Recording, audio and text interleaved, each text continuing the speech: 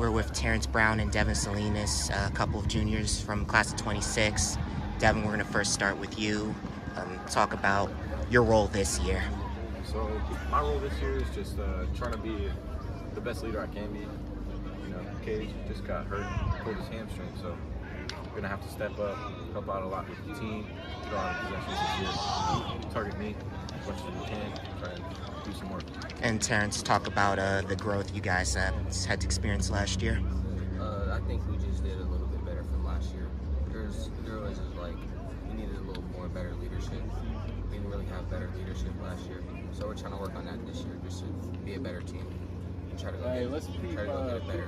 And talk about the 7-on-7 and how that's been helping you guys this summer. I think we've been doing pretty good. We've been doing good all summer. They're throwing the ball good right now. We just need better, just being a leader, getting the team together when we're down. And that's it. And you've played quarterback this summer so far?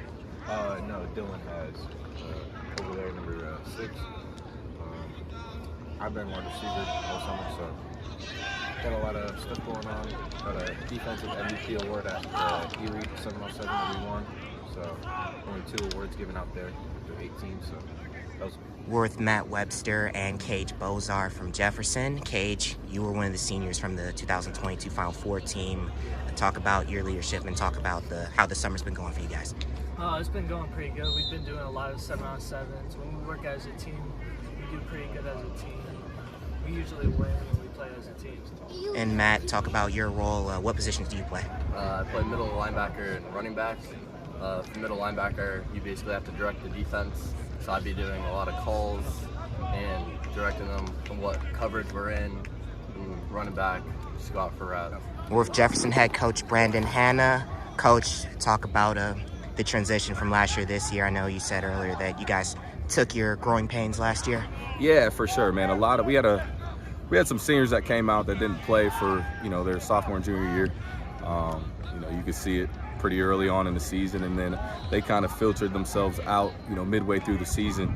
And a lot of guys from this program this year were freshmen and sophomores. We like to say they were getting baptized early, so we'll see this year if we can be a little more competitive. We saw some growth in our play and in our energy.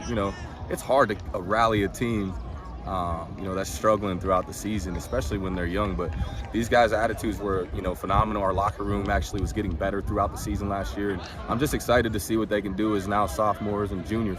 And you talked about that the roster numbers were growing a little bit. Yeah, numbers are starting to grow a little bit. We have 3, I believe 3 new pieces, additions this year that should help us. Justin Agnew, a skilled guy, can move around a little bit.